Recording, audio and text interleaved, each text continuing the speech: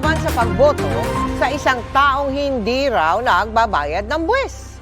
Nakatutok si John Sala ng GMA Regional TV 1 Western Visayas.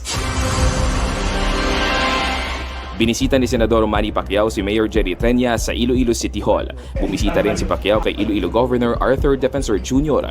Sa payag ni Mayor Sara Duterte na 70 hanggang 80% ng boto sa Mindanao ang makukuha ng katandem na si Bongbong Marcos. Sinabi ni Pacquiao na naniniwala pa rin siyang sa Bisaya tulad niya mapupunta ang suporta ng kapwa Bisaya. Sa issue naman ng estate tax na hindi pa nababayaran ng pamilyang Marcos, sinabi ni Pacquiao na ito'y dapat maging warning sa mga nagpaplanong iboto si Marcos. Pag hindi sila nagbayad ng tax, siguro naman ang taong bayan mautak.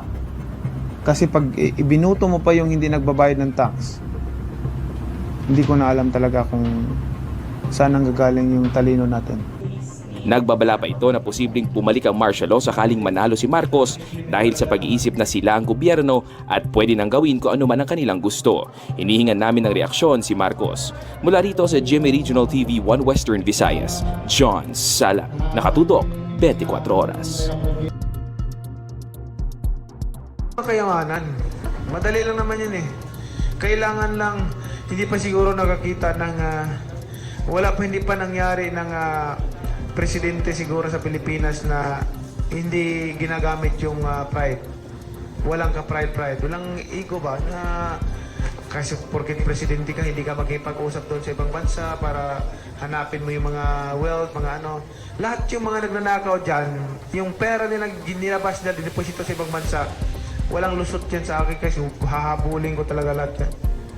Sir, but what will make you different? Kasi marami nang nagsabi na for the past 30 years, ang konti pa lang nung nare-recover na ill-gotten wealth from the Marcoses. Pero under you, what will make it different na marami kayo makukuha? Sila yun, hindi kay Manny Pacquiao. Kay Manny Pacquiao, I'm sure marami naman kong kakilala. Kilala naman din siguro nila ako. Pag pumunta ako sa ibang bansa, kilala ako. Di ba?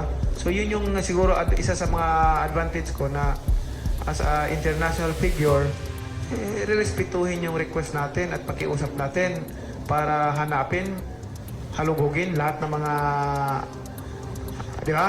Di ba? Isipin mo lang ha. O, di advantage na natin yun. Sir, and then sa yung kayamanan hahabulin, but what about specific members of the Marcos family na will you hold any one of them accountable? Unfair sa pamilya naman nila na i-single out mo lang sila.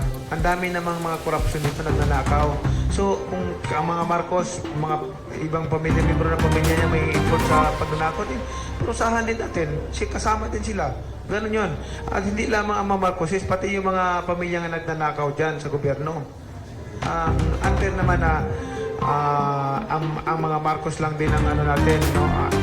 Tayo kasi, gusto ko kasi fair lang. Papantay lang tayo ba? Hindi tayo mamimersonal. Kasi ang atin dito, yung tama ang ipinaglalaban natin para sa kapakanan at kaunlaran ng ating bansa. Sa totoo lang, pag maayos lang natin yung direksyon ng bansa natin, magkaroon ng tunay na master plan at vision ang bansa natin. Alam natin yung direction after 10 years, 20 years, 30 years, 50 years. Ito yung direction ng bansa natin. Ang Manny Pacquiao, hindi na papasok sa politika. Mag-enjoy na lang ako doon sa magtuturo na ako ng boxing.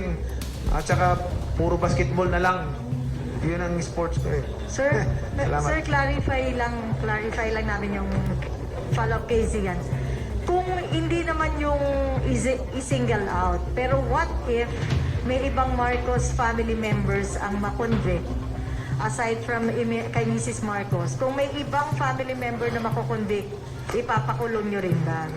Ganito kasi, ang judiciary natin, pag sinabi ng judiciary na convicted ito, gagampanan natin yung part natin as an executive na mag-i-implement tayo ng batas. Tayo taga-implement ng batas. Kung sinabi ng korte na ikaw ay guilty, sinabi ng ano, i-implement natin. Huwag naman yung may mga favoritism eh. Dami rin nasintensyahan dyan na hindi na i-implement dahil may mga pera. Ganon, di ba? Ano natin yan?